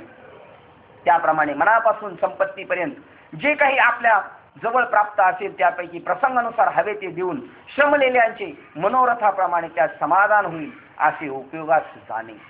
जेवढं पाहिजे तेवढं दे, नाही तर मागितलं 3,000 आणि 1,500 देऊन त्याला खुश करायचं. असं बापरे, असं आहे हो, माईचा लाल आहे एखादा आहे नाहीच आहे असा. आणि असताना तर ह्या इस्टेटीचा मालक झाला असता. त्याला दान असे म्हणतात. असे समज की आता दान करताना सुद्धा, आता गोरडे बाबांनी 100 रुपयाची पावती फाडली म्हणून मी 100 रुपयाची पावती फाडली बाय, ते बिचारे भाड्याच्या खोलीत राहतात हो, सामान्य जीवन कसतात हो, मग ती जी पावती फाडतात तशीच मी फाडत. मग गोरडे बाबांनी 100, अरे तुला कोणता रोग आलेला आहे, तुझ्या 4-4 हिमला एक भाडं देऊन टाक ना खोलीचं. गरज पैसा लागत नाही बरं का परमार्थाला, परमार्थाला 1 रुपया लागत नाही तुम्हाला सांगतो, फक्त भाव लागतो. देवाला काम करावं लागेल, ते नाक घासून करावं लागेल. आपला परमार्थ असा कु सारखा नाही. जसा कुत्र पाळलेला असतं ना, ते मालकाचं काम पुरेपूर करतो. मालक जेवायला लागला, पोळ्या खात असेल, चपात्या खात असेल, भाकरी खात असेल, ताटातल्या त्याला नाक घासून त्या मालकाला टाकावं लागेल, तो मेहरबानी नाही करत. तसं देवाला काम करावं लागेल साधूचं. तो काय उपकार करत नाही, कारण त्याच्यासाठी चालले, हे आपल्यासाठी आहे कोणासाठी, आणि त्याचं ना आपलं म्हणण्यापेक्षा 2 आहे बी नाही, असं आहे. त्याला दान असे म्हणतात. असे समजते दान म्हणजे मोक्षरूपी ठेवा दृष्टीस पडण्यास एक अंजन आहे असे समज. हे तुकोबरायला कळलं बरं का. सावकारकी दिलेले सगळे गात बुडून टाकलं, काय खतवणी बुडून टाकलं. नको नको, आज मला विरक्ती झाली, मला आज आत्मसाक्षात्कार झालाय म्हणून म्हणतो त्यांच्याकडे मागणार नाही. पण संसाराचे चटके बसायला लागल्यानंतर घरची म्हणतील जा त्याला दिले होते 5,000 घेऊन या, नको व्याज देऊ म्हणा, मुद्दल तर टाक. नको नको, असं उपरती परत होईल आणि पुन्हा जग दिसल मला याच्यामुळं, ते टाकून दिलं बुडून. त्याला दान असे म्हणतात. असे समजवती दान मोक्षरूपी ठेवा दृष्टीस पडण्याची एक अंजन आहे असं असो. आपल्या बाबांचं असं होतं, थोडंसं घरदार होतं ते भावाला देऊन टाकलं, जाऊ द्या खा तुम्ही मजा करा ऐश करा. आता दमाची लक्षणे सांगतो ऐक. ज्याप्रमाणे शस्त्र धारण करणारा शत्रूचा नाश करतो, त्याप्रमाणे विषय व इंद्रिये यांचे जे ऐक्य झालेले असते त्याची ताटातूट करून जो वियोग करणे, याप्रमाणे इंद्रिय द्वारांनी कोणत्याही विषयाचा वारा देखील वाहू देत नाही व सर्व इंद्रिय नियमाने बांधून कायमचे प्रत्याहाराच्या ताब्यात देतो. त्यांना ते विषय दिसू देणार नाही, दिसले तरी दाबून झडपून त्यांना आतमध्येच टाकणार, बाहेर नाही. त्याची ताटातूट करून टाकतो विषयाची त्यांची. चित्ताच्या आतपर्यंत घडून गेलेली जी प्रवृत्ती ती आपण होऊन त्या साधकात सोडून बाहेर पळून जाते. आतमध्ये असलेले मागचे कर्मसंस्कार घेऊन आलेला असतो, पण ते पळून जातात. ते म्हणतात पळा पळा भैया आले मोठे, इथं आता काय वापून राहून उपयोगात नाही. रडती रात्रंदिवस काम क्रोध माया, म्हणती हाय हाय यम धर्म, याच्या शरीराच्या तिथं राहणार आहे. अरे इथं आमचं काहीच होत नाही, आता काय करावं आता काय करावं असं करून तेच त्याला सोडून जातात. ती प्रवृत्ती आपण होऊन त्या साधकात सोडून बाहेर पळून जाते व 10ही इंद्रियांच्या द्वारामध्ये वैराग्य रूपी अग्नी ठेवतो. वैराग्याच्या श्रेणी लागल्या, कारण पुन्हा प्रवृत्ती निर्माण होऊ नये म्हणून श्वासोश्वासाहून पुष्कळ व योगाची जी अति कठीण कष्ट व्रते त्याचे उत्तम रीतीने रात्रंदिवस न थकता न थांबता आचरण करीत असतात, त्याला मुळीच विश्रांती मिळत नाही. आपण घेतलेला हात टाकायचं नाही, करत राहायचं. त्रास होणार, गुंजाबाबाचं वाक्य, होईल थोडा त्रास पण गुण हमकार. रोज नियमाने वागणं सोपं नाही, नियमाने वागणं सोपं नाही, पण जर तुम्ही वागलात तर नित्य नियम नामी आणि असलेच तर लक्ष्मी आणि वल्लभ तयाजवळी. हो हो बरोबर, अगदी बरोबर. दम म्हणजे म्हणून ज्याला म्हणतात त्याची लक्षणे आहे असे समज. आता यज्ञ म्हणजे काय त्याचा अर्थ सापेक्षाने सांगतो ऐक. तर ब्राह्मणापासून तो शेवट स्त्री अधिकांपर्यंत ज्यांच्यामधील सर्वांनी आपापल्या अधिकारानुरूप जे काही करणे, ज्याला जे उक्त दैवताचे पूजन वगैरे उचित धर्म सांगितले असतील त्यांचे यथाशास्त्र विधीने आचरण करावे. आपल्या आपल्या वाट्याला जे जे कर्म आलेले त्याचंच नाव धर्म आहे. ज्याप्रमाणे ब्राह्मण अध्यपनाधिक षडकर्माचे आचरण करीत असतो व शूद्र त्यास वंदन करीत असतो आणि हाच त्याचा यज्ञ होय. ब्राह्मणांनी एवढं करायचं आणि आपण फक्त जय हरी काका पाया पडायचं निघायचं, तेवढ्यात आपलं काम झालं. असं याला एक पुस्तक भेटलं होतं. एका 68व्या शंकराचार्याने एकाने प्रश्न विचारला, ब्राह्मणांना दिवस रात्र त्रिकाळ संध्या सांगितली आणि शूद्राने फक्त हरिमुखे म्हणा पुण्याची गणना कोण करी, का बरं यांना एवढं सोपं आणि हे उच्चवर्णीय असून सुद्धा यांना एवढं कटक तीन काळात करायची स्नान संध्या आणि यांना एक टाइम केलं तरी पुष्कळ. हा म्हणणे बरोबर आहे. ज्याला जसा ताप आलेला आहे, जसा रोग झालाय तशी ट्रीटमेंट आहे त्याला. म्हणजे रोग कोणला जास्त झालाय? बाबाला रोग जास्त आपल्यापेक्षा. आपले नॉर्मल आजार आहे, थंडी ताप गोळ्या घेतल्या 2 का झाला ठीकठाक. पण बाबाला चंदन लावा नाही तर काय लावा, लवकर गुण यायचा नाही. त्या दोघांचही त्याच्या अधिकारारूप यज्ञ केल्यासारखे सारखेच फळ मिळते. त्याप्रमाणे आपापल्या अधिकारापरते विचार करून सर्वांनी आपले यज्ञ करावे, परंतु फलाशयचे विष त्यात घालू नये. हो सांगा बरं, एवढं नको काय? पाणी या आपल्याला अपेक्षा ठेवून काय करायचं नाही, करत राहायचं. जसं झाड सावली देतं अपेक्षा करत नाही. आणि या यज्ञाचा मी करता असा देहाच्या द्वाराने होणाऱ्या कर्माचा मनात अहंभाव उत्पन्न होऊ देऊ नये. तरी पण वेदाच्या सर्व आज्ञा आपण स्वतः पाळायचं, सगळं करायचं, पण त्याचं कर्तृत्व घ्यायचं नाही. करताना काकू नाही करायचं, अप्रत्येक करायचं. बरोबर केलं दाखवा आमची चूक असं म्हणायचं नाही. उलट आमचं चुकतं, तुमचं बरोबर आहे असं म्हणायचं. वेदाच्या सर्व आज्ञा आपण पाळाव्यात. अर्जुना, असा उपयुक्त लक्षणायुक्त सर्वांच्या आचरणात येणारा शास्त्र संवादी विधिवत हा यज्ञ होय असे समज. हा यज्ञ म्हणजे मोक्ष मार्गाच्या बाबतीत सर्वतोपरी जाणकार असलेला वाटाड्या व संगाती आहे. आता स्वाध्याय सांगतात. आता चेंडू भुईवर आपटवायचा म्हणजे भूमीला मारावायचे असे नव्हे, तर चेंडूला उशी येऊन तो पुन्हा आपल्या हाताकडे आणावा म्हणून. चेंडू का जमिनीवर आपटायचा परत आपल्या हातात यावा खेळ खेळण्यासाठी, का जमिनीला मारायचा म्हणून? त्याप्रमाणे. किंवा दुसरं उदाहरण, किंवा शेतात जे धान्य टाकतो ते बीज विखरून नाश करणे नव्हे, तर ते पिकाकडे लक्ष देऊन जमिनीत बीज पेरणे आहे. किंवा अंधारात ठेवलेली वस्तू दृष्टीस पडावी या हेतूने हातात जसा दिवा घ्यावा लागतो, अथवा झाडाला फांद्या व फळे यावीत म्हणून जसा कोणी झाडाच्या मुळाशी पाणी घालतो. फार काय बोलावे, परंतु आरशात आपले स्वरूप आपण आपल्याला पाहण्याच्या हेतूने तो आरसा जसा वरच्यावर प्रीतीने बराच स्वच्छ पुसतो, त्याप्रमाणे वेदाने ज्या ईश्वराचे वर्णन केले आहे तो आपल्या आत्मतत्वाने प्रत्यक्ष प्राप्त व्हावा म्हणून श्रुतीचा सतत अभ्यास करणे. हे कशासाठी? ते दिंड्या तीर्थयात्रा व्रत कैवल्ये 5 देव मला भेटावा, ज्या श्रुती वेद वर्णन करतात तो आत्मा मला भेटावा, तो मला आत्मा भेटावा.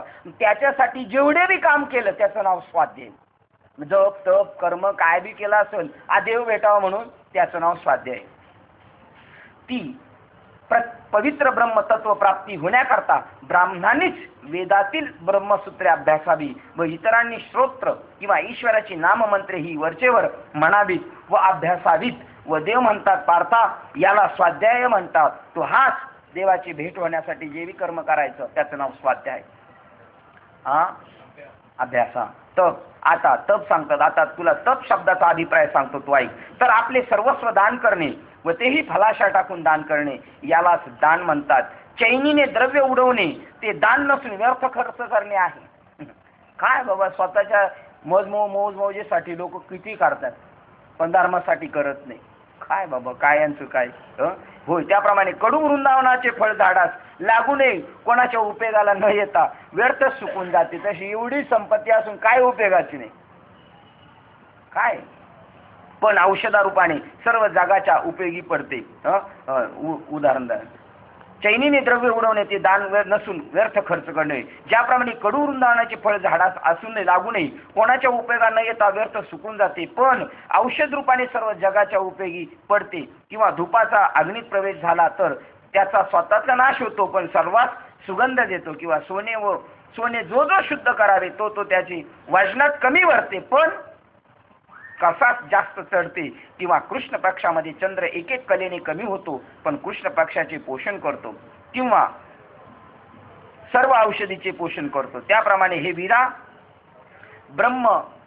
ब्रह्मात्म स्वरूपाचा विकास अभिव्यक्त होण्याकरता प्राण, इंद्रिय व शरीर याची जी साधनानुष्ठान शरीराधिका झिजवणे, आटणी करणे त्याला तप असे म्हणतात. हे करताना श्रम होणार आहे आपल्याला. जगाच्या कल्याणा देह कष्टविती म्हणजे तप केले त्यांनी, ते देहाचं कष्ट म्हणजेच तप केलेले. आणि हे तप केल्यानंतर तपाचे मग सामर्थ्य तपिनीला अमोघ भरपूर मिळतं आणि चिरंजीव होतो आणि कल्प काळापर्यंत नांदे परमात्म्याच्या जवळ जाऊन राहतो. अथवा उपयुक्त तपकर स्वरूपापेक्षा जर काही तपाचे दुसरे निराळे लक्षण असते तर ती तपे या तपाप्रमाणे शुद्ध नाही. आणि बाकीच्याला जर तुम्ही तप म्हणत असाल तर ती तपे याच्याप्रमाणे शुद्ध नाही. म्हणून हंस पक्षी जसे दुधात आपली चोच घालून दूध व पाणी वेगळे करतो त्याप्रमाणे जो उत्पन्न झाल्याबरोबर देह व जीव आत्मा यांच्या सत्य नृत्य रूप आत्मा अनात्म्याच्या मिश्रणात हात घालतो आणि निवडून काढतो. आत्मा सारे, अनात्म देह नाशवान आहे. अशा प्रकारे आत्मा व अनात्म यांच्यामधील सत्य व मिथ्यारूप वेगळी करतो. तो आत्मा अनात्म विचार आपल्या अंतःकरणात निरंतर जागृत ठेवावा. असा आत्म अनात्म विचार झाला असता बुद्धीचा विषयाकडे पसरलेला मार्ग खुंटीत होतो. तिकडे जायलाच वेळ नाही भेटणार. ज्ञानेश्वरीमुळे कोणाकडे जायला वेळ भेटतोय का आपल्याला म्हणजे जे रोज येतात त्यांना. बाकीचे सगळे करून येतात त्यांच्याबद्दल नाही म्हणत बरं का हे वाक्य. नाही तर ते म्हणते आम्हाला जमतंय, सगळे पाहुणे रावळे सगळं करूनच येतो आम्ही. मग ते करायचं, ते पहिलं करायचं मग हे दुसऱ्यांदा करायचं. असा आत्मानात्म विचार झाला असता बुद्धीच्या विषयाकडे पसरलेला मार्ग खुंटीत होतो, ती अंतर्मुख होते. म्हणजे ज्याप्रमाणे मनुष्य जागा झाला असता निद्रा व स्वप्न ही दोन्ही आपोआप नाहीशी होतात तसे होते. त्याप्रमाणे धनुर्धर आत्मप्राप्ती करून घेण्याकरता खरे प्रवृत्त झाले असता जो अंतःकरणात आत्मा अनात्म विवेक उत्पन्न होतो हा तप शब्दाचा वास्तव निर्णय आहे. आता अर्जव सांगतात ज्याप्रमाणे दूध हे मुलास सर्वतोपरी हितकारक असते किंवा चैतन्य वा प्राण हा सर्व भूतांच्या ठाई सारखाच आहे, त्याप्रमाणे ज्याचे प्राणीमात्राशी वागण्यात सौजन्य व अंतःकरणाचा सरळपणा असतो त्याला अर्जव असं म्हणतात. समोरचा किती नाटकं करू द्या, वाईट वागू द्या, रॉंग क्रॉस जाऊ द्या, तरी तुम्ही सरळच चालायचं म्हणजे तो बी सरळ होतो, नाही का नाही. आता अहिंसा सांगतात आणि काय वाचा मानी जगाला सुख व्हावे याच एकमेव हेतूने जे वर्तन करणे हेच अहिंसेचे खरे स्वरूप व लक्षण होय असे जाण. आपल्यापासून कोणाही जीवाचा न घडो मत्सर, हेच वर्म सर्वेश्वर पूजनाचे, हेच तर खरे, यालाच अहिंसा म्हणतात. सत्यम, आता सत्यम सांगतात बघा. सत्य शब्द कसा आहे, खरं तर सांगतो. राग येईल कोणाला कदाचित, पण ते खरं जे आहे ना ते आपल्या जितासारखं असतं. पहा आता स्वभावता सत्यम, आता स्वभावता तीक्ष्ण असून मऊ असते. सत्य तीक्ष्ण असते पण परत कशी असते, मऊ असते. कशी कमळकळिका जशी पाण्याचा भेद करून वर येते परंतु मऊ असते. किंवा चंद्राचे तेज पडते खरे पण तेज शीतल असते. त्याला काय म्हणतात, चंद्राचे काय पडले तेज पण ते कसे शीतल. आणि पाण्याला चिरून कमळ वर आले, पाण्याला चिरले का नाही पण तरी सुद्धा ते कमळ कसं आहे, कोमल आहे. जे औषध रोगाला दाखवता क्षणी रोगाचा नाश करून आणि खाल्ले असता गोड लागते, खाल्ले तर जिभेस कडू लागणार नाही असे औषधच नाही. उलट सांगितलं असं एक औषध नाही. मग तीच असल्या औषधाची त्याच उपमा तरी कशी द्यावी तर मऊपणा म्हटला म्हणजे डोळ्यातील बुबळावर घासले असताही जे डोळ्यामध्ये खुपत नाही ते पाणी पा व त्याच पाण्याच्या दुसऱ्या पैलूचा विचार केला असता अर्थात त्याचा कठोरपणा पाहू गेले असता जे पाणी पर्वताचा कडाई फोडून बाहेर पडते. काय त्याला म्हणतात सत्य भाषण सदा करावे, आहे की नाही. समोरच्याचा दगडाला भेदन करूनच गेला पाहिजे, पण कोमल म्हणलं तर डोळ्याच्या बुबळावर फटाफट मारलं तरी रूपत नाही. त्याचप्रमाणे जे सत्यवचन संशय निवृत्ती करण्याच्या बाबतीत लोखंडी शस्त्रापेक्षाही तीक्ष्ण असते व जे ऐकले असता इतके अमृत मधुर असते की माधुर्याला ही पायाखाली घालते म्हणजे लाजवते. जे सहज ऐकले असता कानासही मुखे उत्पन्न होतात म्हणजे त्याचे सेवन करावे, ऐकावे अशी इच्छा निर्माण होते व जे सत्य भाषण सत्यपणाच्या बळाने ब्रह्म साक्षात्कारापर्यंत जाऊन ठेपते. फार काय सांगावे, त्याची गोडी ही इतकी असते की ते कोणासही प्रियपणामुळे फसवू जाणत नाही. ते सत्य भाषण कोणाला फसवणार नाही व त्यातील अर्थ पाहू गेले असता सत्य असून त्यापासून कोणाच्याही मनाला खुपत नाही, धक्का बसवायचा नाही. एरवी पारध्याचे गाणे काय लगेच क्रॉस लाईन टाकली माऊलीने. बाकीचे गोड गोड गुलाबजाम देऊन त्याच्यात वीज घालून मारतील गदडे. हे एवढं कठीण बोलेल, एवढं कठीण बोलेल, पण ते कानाला सुद्धा चाखावं असं वाटेल, असं एवढं. एरवी पारध्याचे गाणे वरदृष्ट्या पाहता कानास गोड लागते खरे, परंतु खरेपणाच्या दृष्टीने पाहिले असता ते मृगास अतिशय घातक असते. अथवा अग्नी हा आपले जाळण्याचे कृत्य उघड रीतीने करतो, परंतु ह्या त्याच्या खरेपणास आग लागो. जे भाषण कानात मधुर लागणारे असते, पण अर्थ पाहू गेले असता जे काळीजात झोंबून भेटते, ते भाषण हे भाषणच नव्हे, तर ते भाषण म्हणजे सुंदर रूप धारण करून करणारी एक विवशीच होय आढळ. परंतु रागवल्यावर अहित होण्याच्या बाबतीत जे बोलणे पोकळ रागवणारी असून खरोखर राग नाही संतांना, पण मुद्दाम डुप्लिकेट राग आणायचा म्हणजे त्याचं हित करण्यासाठी. आता पोरांना आपण घरी म्हणतो कुठे रे काठी, कुठे रे काठी, पोरं एकमेकाला हातात लपून ठेवले. बघ आता काठी आपल्याला माहिती कुठे ठेवलेली, पण मुद्दा म्हणतो कुठे ग काठी, कुठे ग काठी. आता का आपला काय मोठा माल आहे का कुठे लपून ठेवलेली काठी. पण त्याला एवढं कळलं पाहिजे म्हाताऱ्याला काय आलाय राग आला, ती चिडीचाप, आणि दोघं हसणार, काठी ठेवलेले चुप बसायचं. तसं इथे रागवल्यावर अहित होण्याच्या बाबतीत जे बोलणे पोकळ रागवणारे असून लालन मुलाचे रक्षण करण्यात पुष्पाप्रमाणे मऊ असते, असे त्या आईचे जसे स्वरूप असते, त्याप्रमाणे जे ऐकले असता त्यापासून श्रवण सुखाची प्राप्ती होते. असे चतुर असून परिणामी गोड व सत्य असते. कोणाच्याही मर्मभेद न करणारे राग द्वेषाधिक विकार रहित असे जे बोलणे त्याला सत्य बोलणे म्हणतात. आता अक्रोध, आता जसे दगडावर पाणी घातले असता त्यात अंकुर फुटत नाही, तसं याला किती बोललं तर राग येत नाही. किंवा कांजी ताकाची निवळी घुसळणी असतात, त्यावर लोणी येणार नाही. सापाच्या काठीच्या डोक्यावर पाय हाणला असता ती जशी फडावर करीत नाही, किंवा वसंत ऋतू प्राप्त झाला असताही आकाशात जशी फुले येत नाही, अथवा रंभेच्या मोहक स्वरूपाने शुकास ज्याप्रमाणे विषय वासना उत्पन्न झाली नाही, किंवा भस्मात तूप घातले असताही जसा अग्नी प्रदीप्त होत नाही, त्याप्रमाणे शेलक्या शिव्यांचा व ज्याच्या अभद्र अक्षरांनी लहान मुलासही काम व क्रोध उत्पन्न होतो, त्याचा कोणी उच्चार केला असता शिवाय अशीच क्रोधजनक अशी अनेक दुसरी कारणे एकत्र मिळाली तरीही, किंवा हे पंडुसका ज्याचे आयुष्य तरी सुद्धा त्याला राग नाही. छोट्या पोराला राग येईल अशा शिव्या जरी दिल्या आणि लगेच क्रोध येईल, तरी याला जरी शिव्या दिल्या तर त्याला राग येणार.